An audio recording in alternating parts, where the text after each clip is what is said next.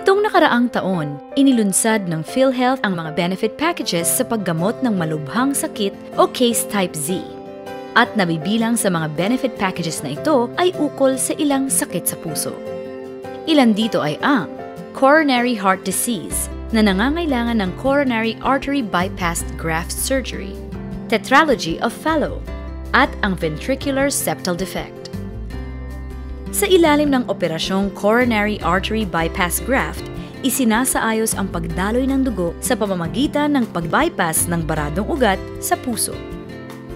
Sa tulong ng Z-Benefit Package ng PhilHealth, 550,000 pesos ang maibabawas sa kabuuang halaga ng operasyon.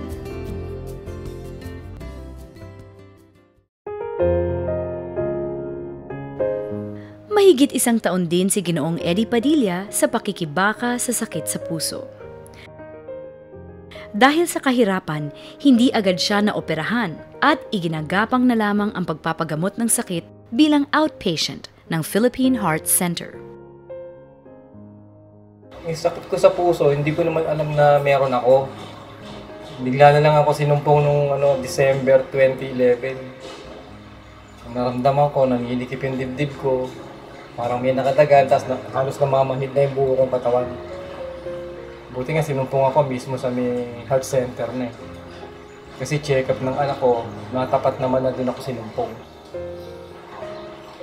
Yun, dinala ako sa ER.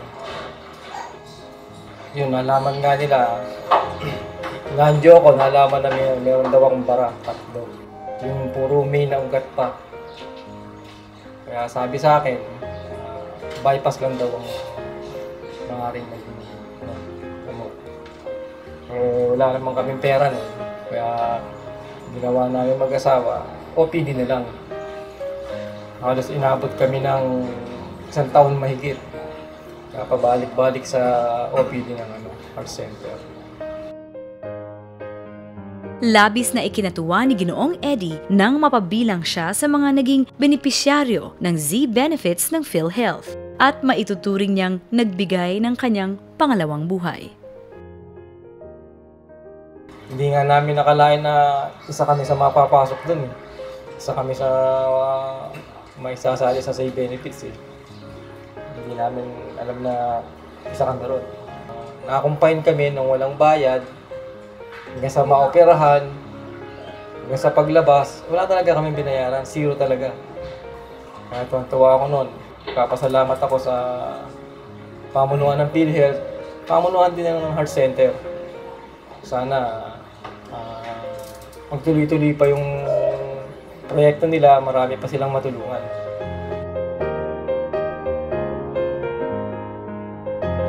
Ang batang si Charles Matthew Bossing ay isa din sa mga pasyenteng kinakailangang dumaan sa operasyon sa puso. Ngunit ito naman ay dahil sa depekto na kung tawagin ay tetralogy of Fallot. Ang tetralogy of Fallot, Blue Baby Syndrome, ay may kombinasyon ng 4 na klase ng depekto sa puso. At ang epekto nito ay ang kakulangan ng oxygen sa puso. Nung 4 months siya, nagkaroon siya ng mataas na lagnat. Tapos, wala naman siyang ubot-sipon. Kaya dinala ko siya sa hospital, dito sa QMMC. Tapos, doon sinabi ng doktor na merong murmur. Tapos, pina-x-ray.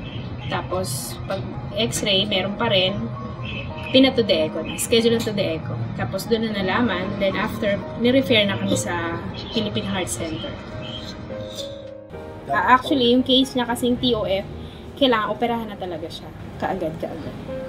Tapos yun nga, syempre, yung mahirap maglikom ng pera.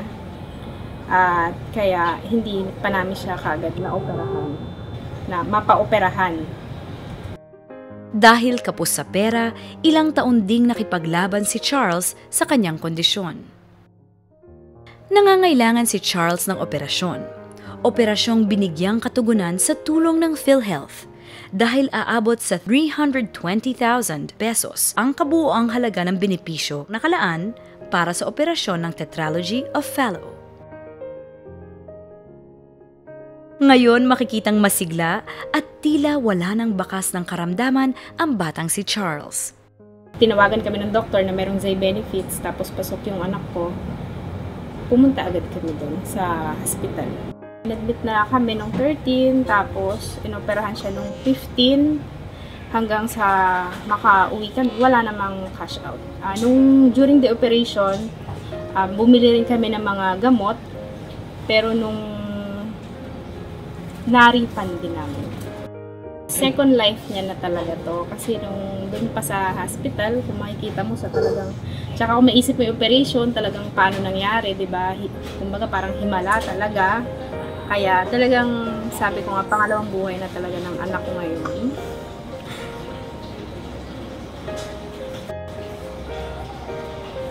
Kasi parang bilang magulang, pagka makikita mo anak mo na sa ganung sitwasyon, mahirap, napakahirap. Kaya, nung nakita ko na okay na siya, gumagalaw na siya, sobrang masaya na. Doon nga lang ako kumain eh. Wala akong ginagawa kundi magdasal na sana okay yung operation. Kasi talagang wala naman makakapagsabi kung successful ba o hindi. Kasi pati nga mga doktor, sinasabi nila na doktor lang sila, ganun. Kaya, salamat na rin sa Diyos talaga. At okay yung operation niya. Siyempre, nagpapasalamat kami sa PhilHealth. Dahil nga, kung hindi dahil sa PhilHealth, hindi pa namin mapapa-opera kaagad yung aming anak. Gaya ng mga magulang ni Charles, hindi rin maipaliwanag ng magulang ni Riley Paala nang maging isa sa benepisyaryo ng Z benefits ng PhilHealth. Si Riley ay isa sa mga batang may sakit na kung tawagin ay ventricular septal defect o VSD. Ang VSD ay ang pagkakaroon ng depekto sa puso, gaya ng butas sa septum, ang pader na naghihiwalay sa ating left at right ventricle. Sanhi upang mangitim ang isang sanggol kapag umiiyak dahil sa naghahalo ang oxygenated at unoxygenated blood. Parang feeling ko nga po napakabilis ng recovery niya dahil paglabas pa lang po ng operating room, marami na siyang hinihingi, marami nang nakangiti na, naglalaro na ng malakas nga daw po. Sabi po ng mga nurses at doktor, iba po yung dating sa kanya kasi parang hindi nga daw po na-operahan kasi malakas nga po. Para po sa PhilHealth at saka sa Heart Center po, siyempre, salamat kasi malaking tulong para sa anak ko.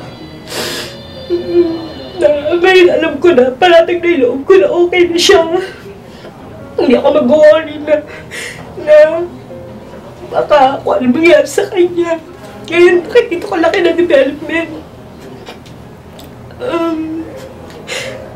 Lubos po ako nagpapasalamat talaga. Talagang tatanungin po namin utang na loob. Malaking utang na loob po. Yung pag-opera sa anak ko kasi habang buhay po yan eh. Yung kanyang buhay, para feeling ko, humaba, hindi na.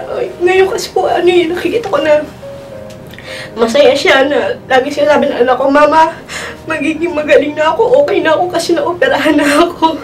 Ayun, kaya salamat po talaga. Ang kabuoang benepisyo para sa operasyon sa pagsasaayos ng ventricular septal defect o VSD ay nagkakahalaga ng 250,000 pesos. Ilan lamang ito sa mga benepisyo sa ilalim ng Z Benefits Packages na handog ng PhilHealth at ang mga ito ay simula pa lang ng marami at mas malawak pang dagdag benepisyo para sa Pilipino. Abangan ang mga susunod pang mga benepisyo ng PhilHealth para lamang sa inyo. Dahil sa PhilHealth, bawat Pilipino, miyembro. Bawat miyembro, protektado.